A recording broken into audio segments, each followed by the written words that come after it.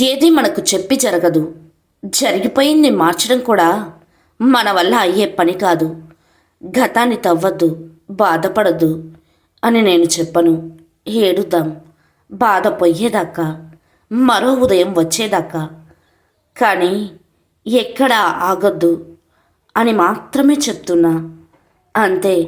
మన గతం మనకి అడ్డంకి కాకూడదు, ఆరంభం కావాలి మరో అధ్యాయానికి. మిత్రమా, నటన ముందు నిజాయితీ ఎప్పుడు ఓడిపోతూనే ఉంటుంది. కానీ నటనకు నిజాయితీ ఏదో ఒక రోజు ఖచ్చితంగా సమాధానం చెబుతుంది. ఒక్కసారి నమ్మకం కోల్పోతే 100 నిజాయితీలు కూడా నమ్మకం కలిగించలేవు. నమ్మకం కన్నా నిజాయితీ ఉన్నతమైనది. నిజాయితీ అనేది నమ్మకం యొక్క అత్యున్నత స్థితి. మనల్ని ఒకరు ఇష్టపడడం కన్నా నమ్మడం మేలు. ఫలితంగా నమ్మకం, గౌరవం ఉన్నప్పుడు ప్రేమ సహజంగా ఉబికి వస్తుంది. మిత్రమా, ఏ విషయంలోనూ ఎవరి మీద ఆధారపడకు. ఒక్కసారి అడిగితే సహాయం, అదే సహాయం పదే పదే అడిగితే చేతగానితనం. వీలైనంత వరకు ఎవరి సహాయం లేకుండా బ్రతకడం నేర్చుకో. అప్పుడు నీ మీద నీకు నమ్మకం, నీ మీద ఇతరులకు గౌరవం పెరుగుతుంది. మిత్రమా, నిజమే, నలుగురితో మాట్లాడడం నాకు తెలియదు. మాటలతో మాయ చేయడం నాకు తెలియదు. అబద్ధాలు చెప్పి దగ్గరికి తీసుకోవడం నాకు చేత కాదు. కానీ నాకు తెలిసింది ఒక్కటే, నవ్వుతూ పలకరించి నా వాళ్ళు అనుకోవడం తప్ప. మిమ్మల్ని నమ్మిన వారికి ఎప్పుడూ అబద్ధం చెప్పకండి.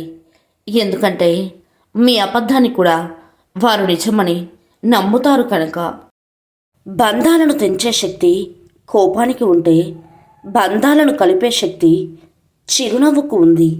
మనకు కావాల్సింది సంపాదించుకోవాలి అనుకున్నప్పుడు పరిస్థితులకు భయపడకూడదు.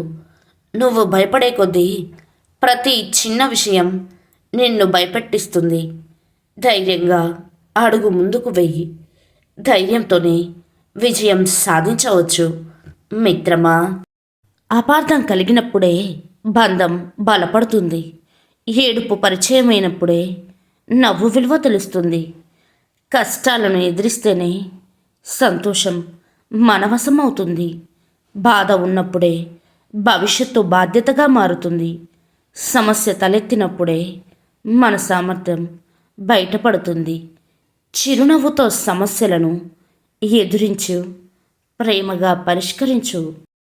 ఎంతగా అభిమానించినా, ఎంతగా ప్రేమించినా, ఎంతగా కేర్ చూపించినా కొంతమంది దృష్టిలో మనం ఎప్పుడూ పరాయి వాళ్ళమే. మనిషి పాడయ్యేది 2 విషయాలతో. ఒకరు చెప్పింది వినడం వల్ల, విన్నది ఇంకొకరికి చెప్పడం వల్ల.